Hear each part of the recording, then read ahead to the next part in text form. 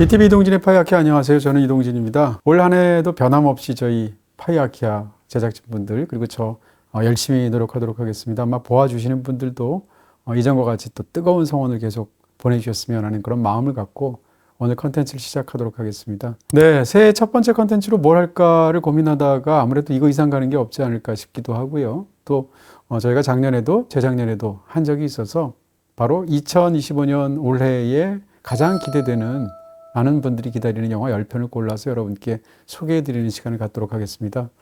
제작진 분들이 발품을 팔기도 하고 또 본인들이 갖고 있는 어떤 그동안 또 파이아키아를 진행하면서 이렇게 성장시켜왔던 그런 식견 같은 것을 마음껏 발휘해서 가장 대중적이기도 하면서 다른 한편으로 또 작품이 궁금하기도 한 10편을 선정해 주셨고요. 저도 약간의 의견을 보탰습니다. 지금부터 한 편씩 보여드리면서 개봉 순서에 따라서 이런 작품들이 2025년 우리를 기다리고 있다. 이렇게 여러분께 소개해드리는 그런 시간을 갖도록 하겠습니다. 지금부터 말씀드리는 이 영화들의 개봉 스케줄이 현재까지 알려져 있는 것들인데요. 사실은 영화 개봉이라는 것 자체가 많은 이유 때문에 바뀌기도 하고요. 심지어는 아마 이 10편 중에서 어떤 작품은 2025년에 개봉을 하지 않고 다음 해로 넘기는 그런 작품이 있을 수도 있지 않을까라는 생각을 하게 됩니다. 이 점 감안해서 여러분 보아주시면 감사하겠습니다. 자, 첫 번째 작품입니다. 네, 바로 브루털리스트라는 작품이죠. 이 영화는 이제 사실은 10편에 골라오신 작품들 중에서 유일하게 제가 현재 기준에서 미리 본 작품입니다. 개봉은 2월 달로 잡혀 있는데 굉장히 훌륭한 영화다 이렇게 말씀드릴 수 있을 것 같고요. 어떤 영화를 처음 보게 되면 뭐라고 할까요? 이 작품이 이제 요즘 나온 작품이고 처음 보는 작품임에도 불구하고 세월이 흘러도 이 작품은 오랜 시간이 지나도 계속 사람들이 챙겨보는 영화가 되지 않을까? 다른 말로 하면 현대의 고전이 되지 않을까라는 작품을 정말 간혹 가다가 드는 그런 느낌이 있습니다. 예를 들어서 저는 예전에 There Will Be Blood를 봤을 때 그런 느낌을 받았는데요.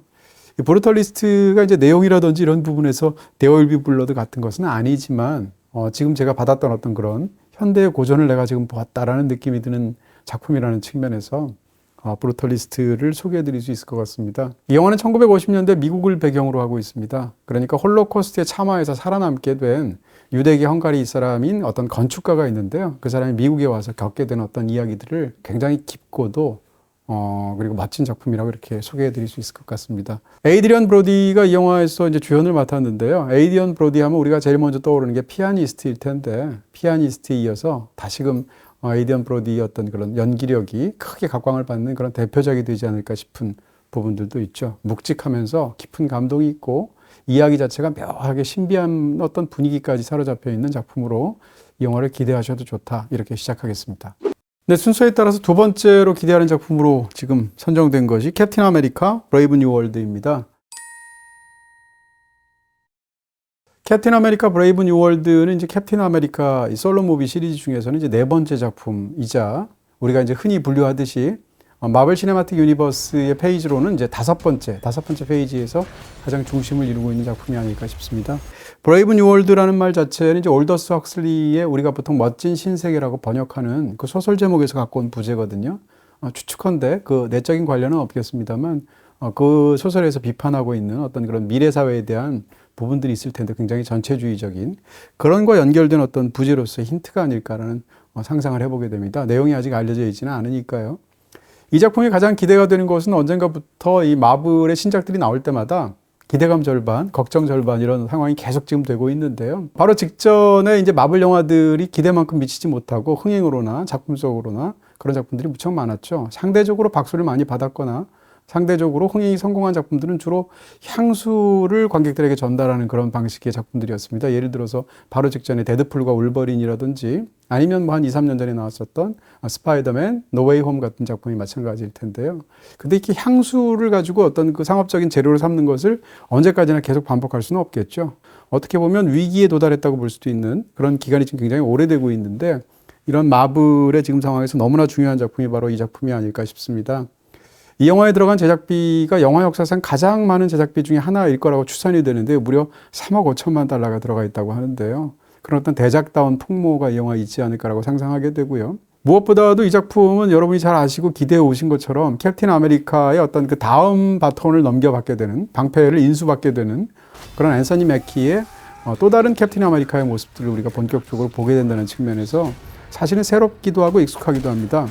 왜냐하면 익숙하다는 측면에서는 이 캐릭터가 이제 팔콘이 캡틴 아메리카로 어떤 그 위치를 차지하게 되어서 한다는 측면에서 우리는 이미 팔콘이라는 캐릭터를 알고 있으니까요. 거기에 대한 익숙함의 연장선상에 있기도 하고, 반면에 캡틴 아메리카 하면 당연히도 크리스 에반스를 떠올리게 되는데, 앤서니 매키가 이제 팔콘에서 바로 이 배역을 연기하게 됨으로 인해서 어떤 새로운 부분, 생경한 부분들이 생겨날 수도 있죠. 이렇게 이 양자 사이에서 이 영화가 과연 어떤 결과를 낼지가 무척이나 궁금해지죠. 마블 시리즈에서 새로운 슈퍼히어로 주인공들이 나온다 할지라도 이 중심축을 아직도 팬들이 사랑하는 양대 축이 있다면 하나는 아이언맨이고 하나는 바로 캡틴 아메리카일 텐데요. 아이언맨은 이제 와칸다 포에버에서 그 다음 어떻게 보면 바톤을 이어받은 캐릭터라고 할 수 있는 아이언 하트라는 캐릭터가 나왔죠. 근데 아직 크게 그렇게 환영받는 느낌은 아니고요. 더군다나 이 아이언 하트가 이제 내년에 OTT 시리즈로 나오게 되는데요. 거기서 과연 어떤 또 모습들이 펼쳐질지가 기대되기도 하고 걱정이 되기도 하죠. 그런 측면에서 바로 또 다른 어떤 그런 중심축을 이루고 있는 캡틴 아메리카의 새로운 모습이 이 영화에서 과연 어떻게 나올지 무척이나 궁금해지고, 함께 나오는 배우가 무려 해리슨 포드입니다. 그러니까 보통 썬더볼트 로스라고 말을 하게 되는 그 로스 장군이 이 영화 속에서는 이제 대통령이 되는 상황인데, 그 관련해서도 이야기들이 굉장히 흥미롭게 펼쳐질 것 같고요. 예고편을 보시게 되면 마지막에 그 썬더볼트 로스이기도 한 레드 헐크가 등장하면서 강렬하게 끝나게 되죠. 이게 아마 레드 헐크가 아닌가 싶은데요. 캐릭터가 과연 영화 속에서 기대를 하기도 하고 또 궁금해지기도 하게 만드는 그런 부분이 아닐까 싶습니다.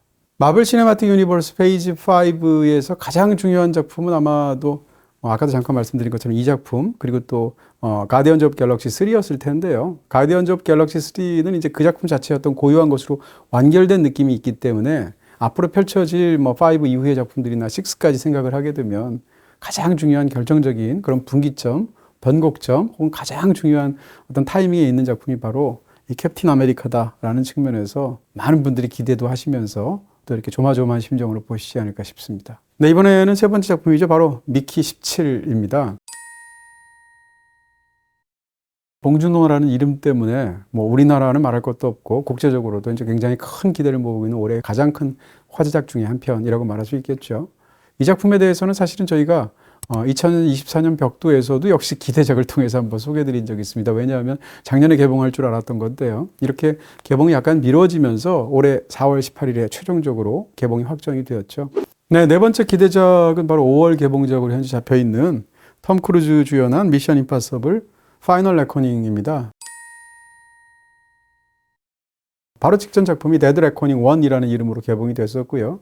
그러니까 어떻게 생각하면 2부작을 이루면서 이 두 편이 연달아서 나오게 됩니다. 일단 톰 크루즈라는 시대의 어떤 할리우드 최고의 스타이기도 하면서 최고의 엔터테이너라고 말할 수 있을 것 같은데, 이 톰 크루즈는 저는 이제 정말 무엇보다도 진정한 프로페셔널이라고 생각하거든요. 주연 배우로서만도 거의 40여 년 가까운 경력을 갖고 있는데, 톰 크루즈가 가장 연기를 잘한 작품이라고 하면 다른 작품을 꼽을 수도 있겠습니다만, 톰 크루즈의 어떤 그 영화 배우로서의 가장 강렬한 이미지를 담고 있는 하나의 작품만 골라라고 한다면 무조건 미션 임파서블 시리즈가 아닌가 싶습니다. 탑건을 생각할 수도 있겠지만 탑건은 상대적으로 두 편밖에 안 되기도 하고, 또 전반적인 품질로 보면 저는 미션 임파서블 시리즈가 더 높다고 생각하는 쪽인데요. 어찌됐건 우리가 알고 있는 톰 크루즈의 어떤 거의 모든 것이 담겨있는 제작자로서, 배우로서, 심지어는 스턴트맨 자체로서까지 영향들이 담겨있는 작품이라고 할 수 있겠죠. 이 바로 직전 작품으로서 2부작을 이루고 있는 그 데드 레코닝 1이라는 작품 자체가 사실은 미션 임파서블 전 시리즈 중에서 가장 스토리가 중요한 작품이었습니다. 그런 측면에서 2편에서는 이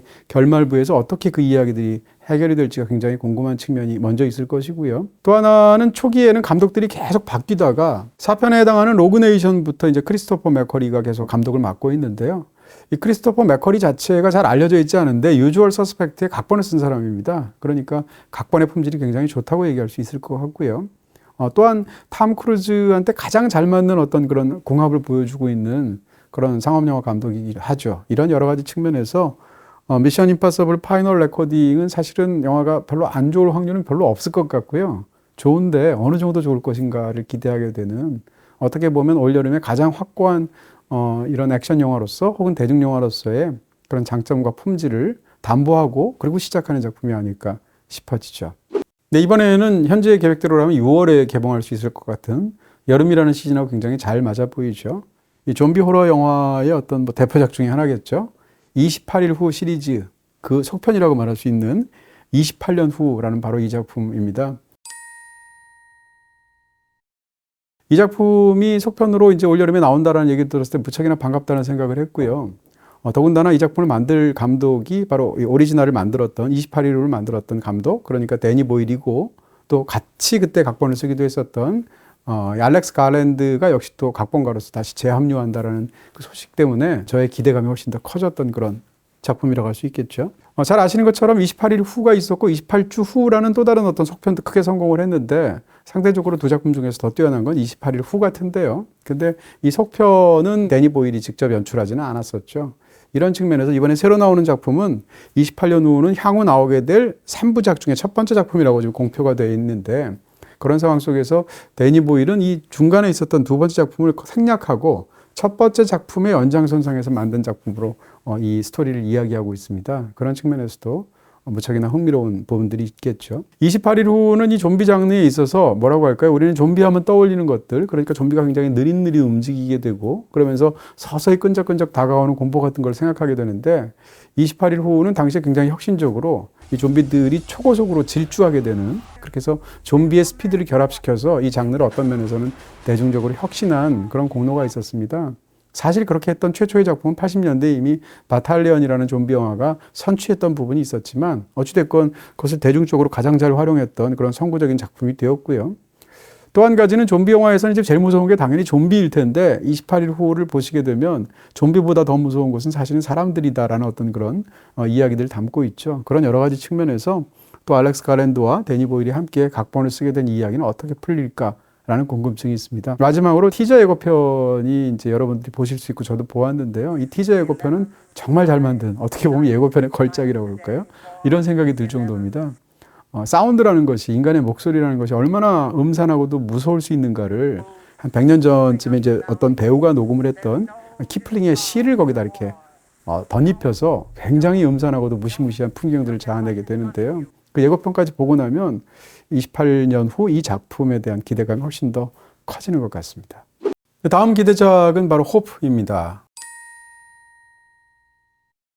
호프를 기대하게 되는 가장 큰 이유는 나홍진 감독이라는 이름 때문에 있겠죠. 나홍진 감독은 정말 지독한 그런 영화 연출가, 지독한 예술가라는 생각이 들게 되는데요. 이 호프라는 작품을 만들기 전까지 나홍진 감독이 만든 작품이 세 작품이 있죠. 그러니까 여러분들도 잘 아시는 것처럼 추적자가 있었고요. 그 다음에 황해가 있었고, 가장 최근에는 곡성이 있었는데 곡성조차도 무려 9년 전의 영화입니다. 이런 상황에서 나홍진 감독의 세 편이 다 뛰어나기도 하지만 제가 더욱 기대하게 되는 것은, 저는 첫 번째 영화보다 두 번째 영화가 더 좋았고요. 두 번째 영화보다 세 번째 영화인 곡성이 더 좋았거든요. 이런 측면에서 어떤 창작력의 절정에 있는 한국의 예술가가, 더군다나 이 호프는 한국 영화 역사상 거의 가장 많은 제작비가 투여되는 작품으로 알려져 있는데 그게 이제 400억이든 500억이든요.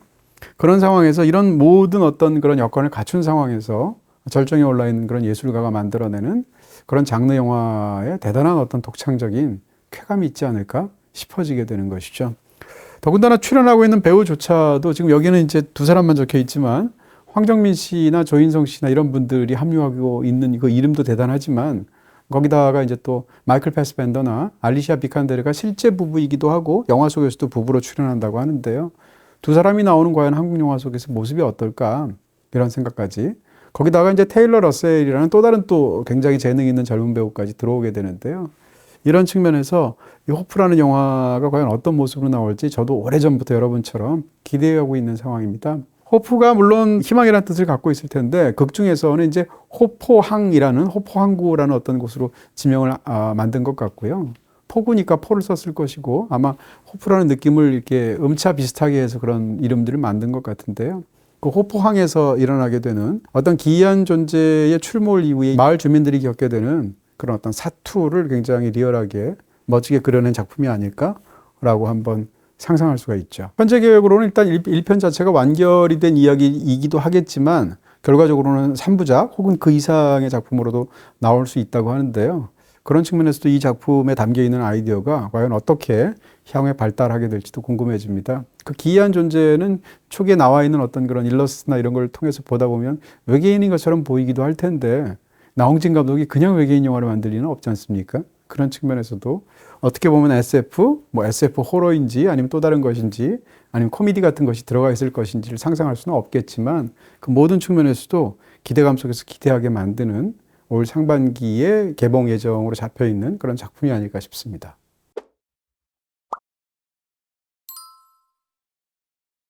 네, 이번에는 7월에 개봉하게 될 슈퍼맨입니다. 슈퍼맨은 다른 뭐가 붙을 필요가 없죠. 어떻게 보면 가장 유명한 슈퍼히어로이기도 하고, 그 다음 슈퍼히어로 이 장르 자체의 가장 시작점에 있는, 만들어진 게 1938년도부터니까요. 정말 오래된 가장 유명한, 가장 인지도 높은 그런 슈퍼히어로라고 할 수 있죠. 근데 이 슈퍼히어로는 약간 양면적인 측면이 있습니다. 뭐라고 보면 어떻게 보면 약간 좀 반듯한 측면도 있고, 그 다음에 이게 처음 만들어진 그런 캐릭터이기도 하고, 이런 여러 가지 측면 때문에 가장 유명함에도 불구하고 낡은 느낌 같은 것도 있고, 신선함이 떨어지기도 하고, 더 이상의 슈퍼맨 영화를 막 보고 싶은 느낌 같은 게 상대적으로 좀 적을 수도 있죠. 사람에 따라서는. 이번 슈퍼맨은 조금 다르지 않을까 싶은 그런 기대를 하게 됩니다. 왜냐하면 이 작품을 만든 사람이 바로 제임스 건이기 때문입니다. 제임스 건이라고 한다면 다들 좋아하시는 것처럼 저도 역시 마블 시리즈 중에서 가장 좋아했던 것이 가디언즈 오브 갤럭시인데요. 가디언즈 오브 갤럭시를 탁월하게 이 사람이 완성해내기도 했고, 심지어는 마블을 떠나서 DC로 가서 만든 작품이 있죠. 더 수어사이드 스쿼드라는 작품인데, 사실은 같은 제목의 또 다른 DC의 영화가 있었지 않습니까? 근데 이전에 나왔던 수어사이드 스쿼드는 정말 망작이었거든요. 그런 상황에서 제임스 건이 들어가서 만들어낸 어떤 혁신적인 더 수어사이드 스쿼드랑 비교를 하게 되면 두 작품이 현격한 차이가 있게 되는데, 그것은 상당 부분 이 바로 제임스 건의 능력이 아닐까 싶어지는 것이죠. 지금은 DC의 수장이 되었는데요. 제임스 건은 이 DC의 혁신을 책임져야 할 지금 가장 중요한 상황 속에서 본인이 직접 만드는 슈퍼맨으로 돌아오게 된 것이죠. 과연 슈퍼맨의 이야기를 제임스 건이 어떻게 만들까? 왜냐하면 제임스 건이 이 감독으로서 갖고 있는 장점은 주류에서 이탈한 것에 갖고 있죠. 예를 들어서 굉장히 삐딱한 유머라든지, 아니면 굉장히 파격적인 어떤 묘사 방법이라든지 상상력이라든지 이야기를 비트는 능력이나 이런 것들일 텐데, 이런 어떤 B급 감성으로서 가장 뛰어난 능력을 발휘하는 주류 감독 중에 하나가 제임스 건인데, 어떻게 보면 슈퍼히어로 장르에서 가장 모범적인 캐릭터이면서 변화가 적었던 캐릭터가 슈퍼맨이라고 볼 수 있겠죠. 이 양자의 결합이 약간 어떤 최종적인 결론이 나올 것인지를 상상해 보면 아주 혁신적인 작품이 나올 수 있을 것 같고, 어떻게 보면 양자 사이에서 절충해서 죽도밥도 아닌 결과가 나올 수도 있겠죠.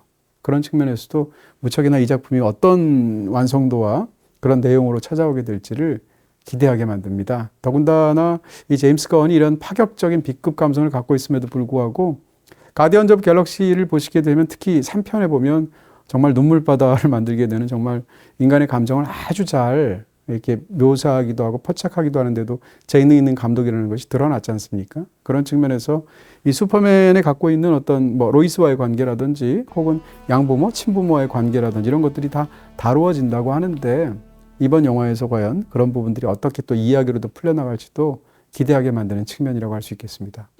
네, 이번엔 8월 개봉작으로 지금 현재 잡혀있는 The Battle of Bactan Cross라는 작품입니다. 이 작품은 아직 지금 내용도 전혀 공개가 안 되어 있고, 이미지도 지금 나와 있는 게 없어서 저희가 그냥 추상적인 이미지를 더 씌워서 이렇게 지금 판넬을 만들었는데요. 이 작품을 기대하게 되는 것은 바로 여기에 있습니다. 네, 많은 분들도 그러시겠습니다만, 어떻게 보면 현존하는 감독 중에 가장 뛰어난 감독 중에 하나가 저는 폴 토마스 앤더슨이라고 오래전부터 생각하고 있던 입장에서 또다시 그의 작품 The Battle of Bactan Cross를 기대할 수밖에 없고요. 더 놀라운 것은 폴 토마스 앤더슨이 사실은 저 같은 사람에 의해서 최고의 감독 중에 하나로 추앙을 받고 있음에도 불구하고, 예를 들어서 아카데미 같은 데서 이제 감독상을 받은 적도 없고요. 반대로 또 흥행적으로 어마어마하게 성공한 작품도 없죠. 폴 토마스 앤더슨의 작품 중에 역사상 가장 크게 성공하고 또 가장 많은 돈을 들여서 만들었던 작품이 데어 윌 비 블러드인데요. 그 영화의 제작비가 물론 그것도 굉장히 많지만 한 7천만 달러를 조금 넘는 걸로 알려져 있습니다. 근데 이 작품은 지금 현재 1억 7천만 달러라고 하기도 하고 1억 4천만 달러라고 하기도 하죠.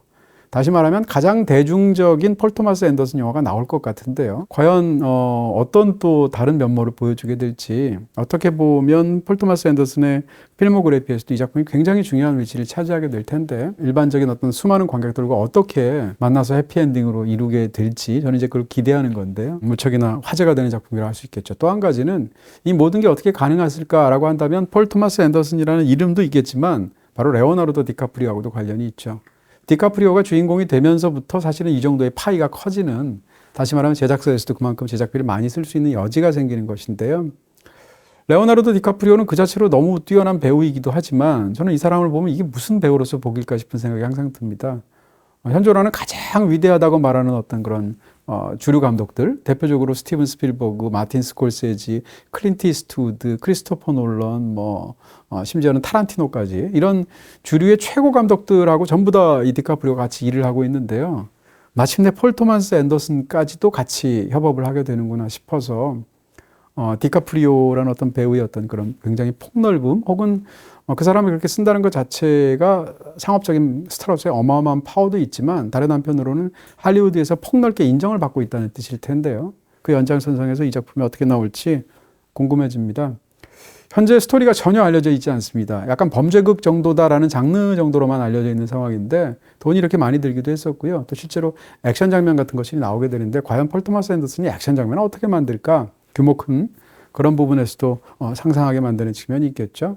현재까지 알려진 내용이 전혀 없어서 토마스 핀천의 바인랜드에서 느슨하게 영감을 받은 것이 아닌가라는 의견이 있지만 그것조차도 현재로서는 추측에 불과하죠. 과연 어떤 내용이 또 파격적으로 또 멋지게 등장하게 될지 함께 기다려 보시죠. 요즘 넷플릭스 어디서 봄? BTV에서 봄! 더 편하게 보니까 BTV. 네, 아마 올해 마지막 대작이 되겠죠. 어떻게 보면 올해 개봉할 작품 중에 가장 큰 작품이라고 봐도 되지 않을까 싶은데요. 바로 아바타 불과제, 아바타의 세 번째 작품도 12월에 개봉을 기다리고 있습니다. 이미 개봉 날짜까지 확정이 되어서 기다리고 있는 상황인데요. 아바타가 1편이 나오고 2편이 나올 때까지 무려 13년이 걸렸었죠. 근데 이제 2편과 3편은 동시에 제작을 했기 때문에 2편이 3년 전에 나오고 비교적 가까운 시일에 이 다음 작품을 우리가 3편으로서 만나게 되었습니다. 외계의 세계인 판도라에서 살아가는 나비족의 이야기를 다룬 것이 바로 이 아바타 이야기일 텐데요. 그러니까 이 나비족들이 살고 있는 다양한 어떤 그런 생태적인 환경이 있을 텐데 이 판도라의 행성 자체의 어떤 생태적인 환경을 차례대로 창조해내는 것을 연이어서 보는 재미라고 할까요? 이것이 굉장한 시각적인 재미죠. 2편의 부제가 물의 길이었는데 3편의 이 부제가 불과제로 잡혀 있죠. 아바타 1편에서는 열대우림 지역에 살고 있는 그런 나비족들이 나왔었죠. 나비족의 부족들이. 아바타 2편에서는 해양 환경 속에서 이 바닷가 근처에 살고 있는 그런 부족들이 나왔는데요.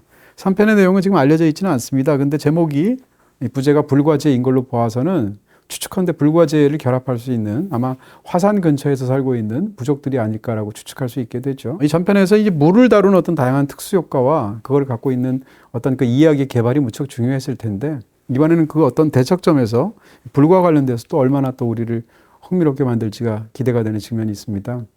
사실 제임스 카메론은 지나치게 큰 이름이고 너무 큰 성공을 영화 역사상 거두어오고 본인의 기록을 본인이 깨면서까지 그런 거대한 흥행의 역사를 쌓아온 사람이라서 오히려 덜 기대하는 측면이 있는 것 같습니다. 왜냐하면 너무 이런 성공들이 당연하게 느껴지니까. 근데 사실은 이렇게 제임스 카메론처럼 거대한 야심이 있는 데다가 모두가 홈런을 원하는 상황에서 항상 홈런을 때려내는 감독도 사실 거의 없다는 측면에서 정말 대단한 사람이 아닌가라는 생각을 하고요. 제임스 카메론의 영화는 시각적으로도 당연히 탁월하고 혁신적이지만 이야기로도 무척이나 간명하면서도 굉장히 파워풀한 그런 스토리텔링을 구사한다고 저는 생각합니다. 그런 측면에서도 더군다나 이 나비족의 또 다른 면모를 보여줄 것이라고 지금 현재 살짝 흘러나온 얘기들을 보면 이전까지 어떤 이분법적인 얘기랑 벗어난 어떤 이야기, 그러니까 인간과 나비족을 선악으로만 구분하지 않는 그런 이야기가 펼쳐질 거라고 하는데요. 이 점에서는 또 어떻게 변주가 될지도 기대하게 됩니다. 마지막 기대작은 어쩔 수가 없다. 바로 이 작품입니다. 이 제목이 주고 있는 어떤 강렬한 느낌이 있을 텐데요. 바로 박찬욱 감독의 차기작이죠. 2024년도에는 상대적으로 한국의 대표적인 스타 감독들, 가장 유명한 감독들이 사실은 신작을 발표하지 못했는데 2025년도 올해에는 벌써 나홍진 감독, 봉준호 감독, 박찬욱 감독까지 전부 개봉 스케줄이 잡고 있어서 사실 무척이나 기대가 되는 그런 한 해가 아닌가 싶습니다. 내년이 정확한 그런 그 개봉 일자는 잡고 있지 않지만 이 작품이 만약에 개봉되면 역시 커다란 센세이션을 불러일으키지 않을까 싶은데요. 박찬욱 감독의 신작은 원작이 따로 있습니다. 그러니까 그 원작은 도널드 웨스트레이크라는 사람이 썼던 X, 그러니까 도끼라는 그런 작품인데요. 국내에도 소설이 나와 있기도 하고 또 소설을 보지 않아도 코스타 가브라스의 영화, 같은 그 원작을 영화화했던 X라는 동명의 그 영화로도 많은 분들이 기억하고 계실 겁니다. 그러니까 어쩔 수가 없다는 코스타 가브라스 영화의 리메이크라기보다는 그 원작을 영화화한 또 다른 작품이 아마 되지 않을까 추측하는데요.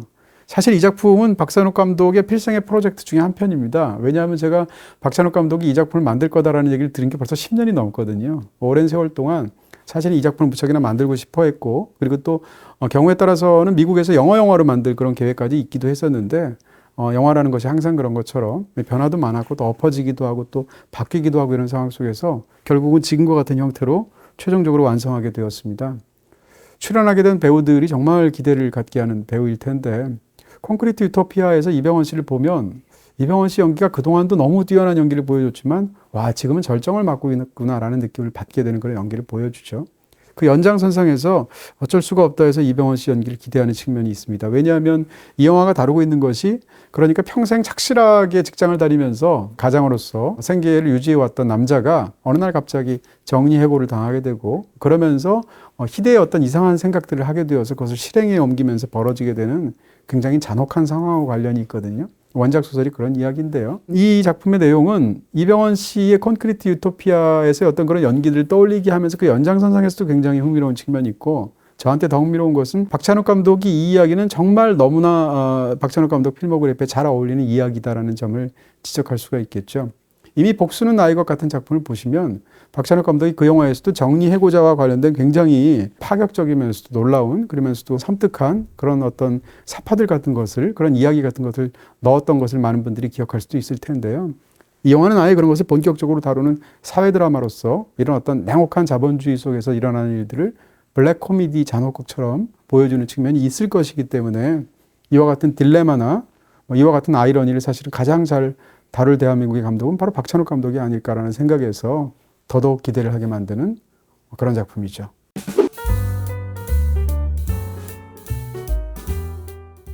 네, 이렇게 오늘 10편의 기대작들 여러분께 소개해드렸습니다. 2025년 올 한 해도 벌써 이 정도의 작품들이 이렇게 우리를 궁금하게 만드니까 굉장히 풍성한 한 해가 되지 않을까 이런 생각들을 하게 되는데요. 오늘 소개해드린 작품들 중에서 특히 이제 제가 더 기대하고 있는 The Battle of 박탄 크로스를 만든 폴 토마스 앤더슨 감독의 바로 직전 작품이죠. 어떻게 보면 이 작품하고 아주 대조적인 작품일 것 같은데요. 리커리시 피자라는 작품 여러분께 소개해드립니다. 네, 그리고 조금 전 언급드렸던 이 박찬욱 감독의 신작 기대하고 있는 어쩔 수가 없다에서 제가 관련해서 또 다른 박찬욱 감독의 사회 드라마적인 속성이 들어가 있는 작품으로 복수는 나의 것, 이 작품 여러분께 말씀드렸는데요. 이 영화도 걸작이죠. 이 작품도 여러분께 추천드리도록 하겠습니다. 두 편 모두 BTV에서 보실 수 있습니다.